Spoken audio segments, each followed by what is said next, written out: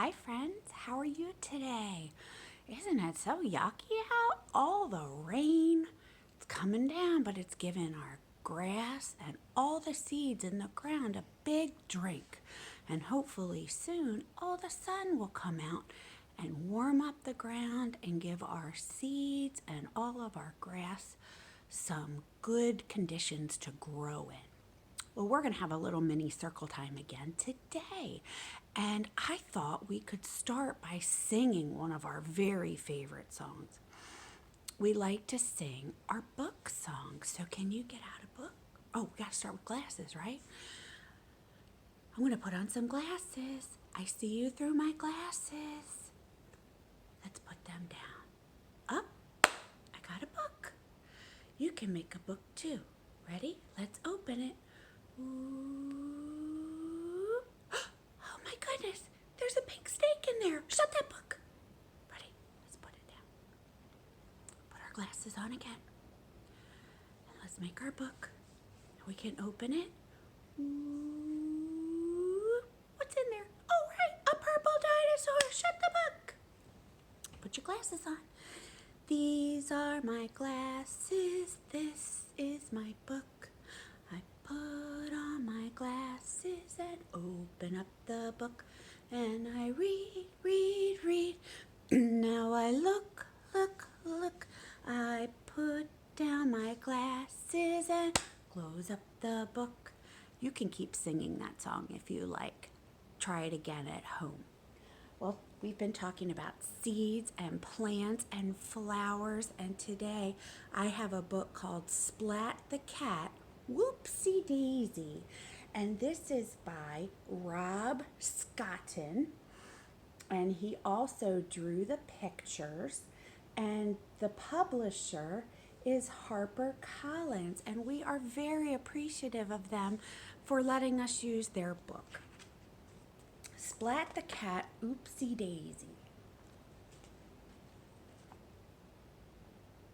Oh, and there is a different person who did the picture. Sorry, Lauren Brandt. Kind of sounds like my first name. Oh, this is like today.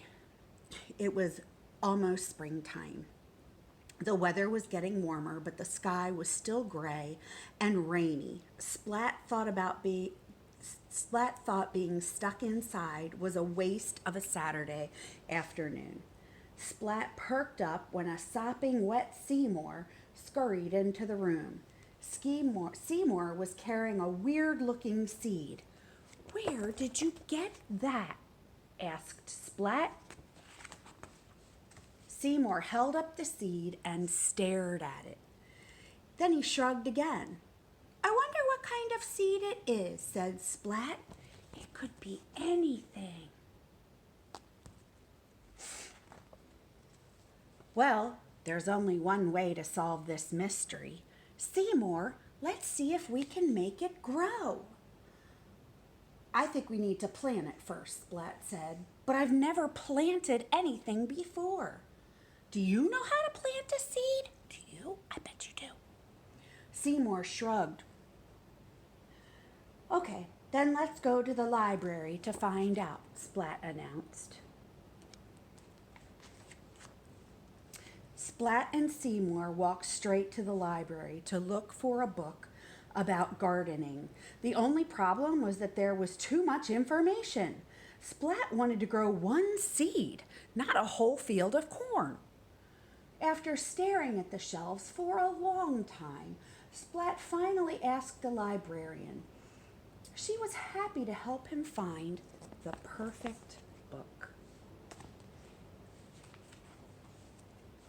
The book said the first step was getting a pot and filling it with soil, just dirt. Not all the soil landed in the pot. Splat! Next, Splat planted the seed in the dirt. He set the flower pot on a sunny windowsill, and then he watered the soil. Not all of the water went into the pot. Splat checked the flower pot every day. He hoped and hoped for any sign of a sprout. He wondered what kind of plant it would be.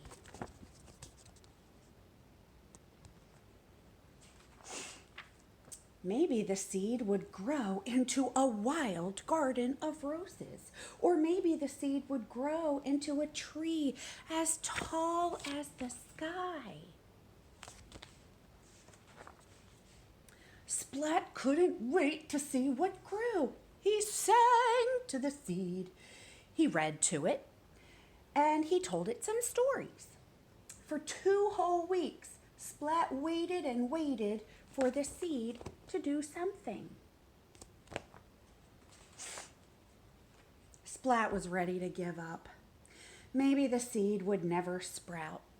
Feeling terribly disappointed, he watered the soil one last time, just in case. The dirt in the pot shifted a little when Splat added the water. A tiny green sprout popped up. Splat cheered loudly, "Hooray!" but quickly shut his mouth. He didn't want to scare the little plant back into the soil.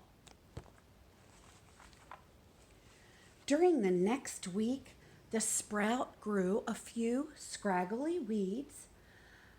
Splat was thrilled when a few days later a little flower bud appeared atop the stem.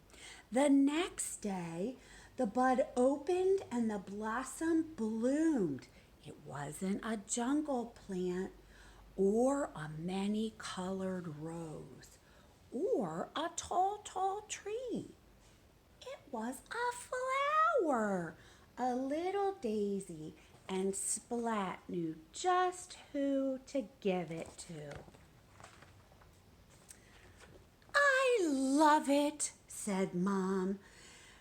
"It's the most special flower ever." Splat smiled as he hugged his mother. "I grew it myself," Splat said, with a little help from Seymour. Isn't that a nice story? You can plant some seeds too. See what comes up. So today, friends, we've been working on counting, and I have these really cool things.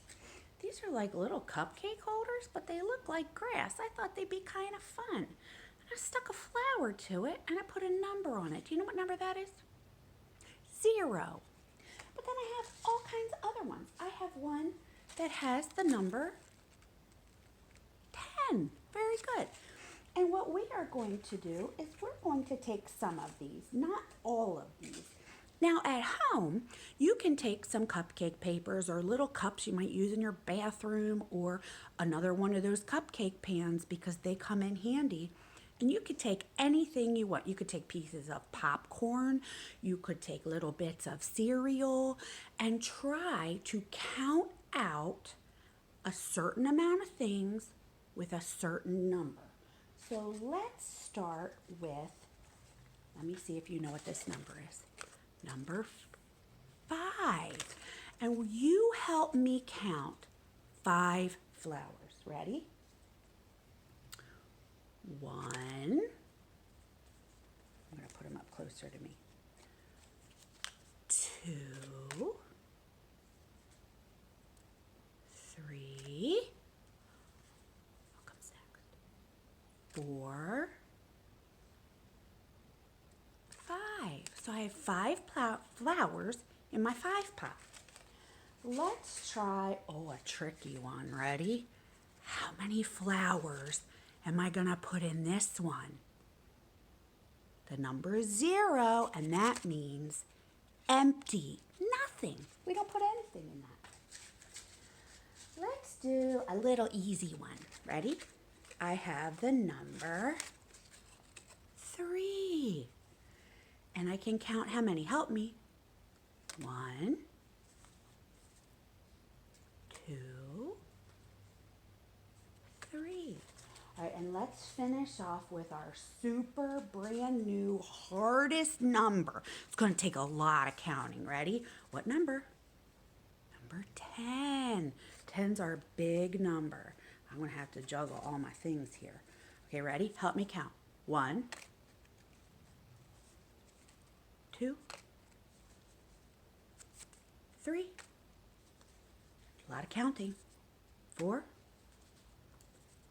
5, 6, 7. A lot of work here, right? 8, 9, 10. So I have, did you do it? Did you count good? I bet you did because you're so smart. I have like this whole little garden flower tray here. I just made it up because I had a little bit of time and I thought it was kind of cute. But you can make anything you want at your house to help you count out a certain amount of numbers.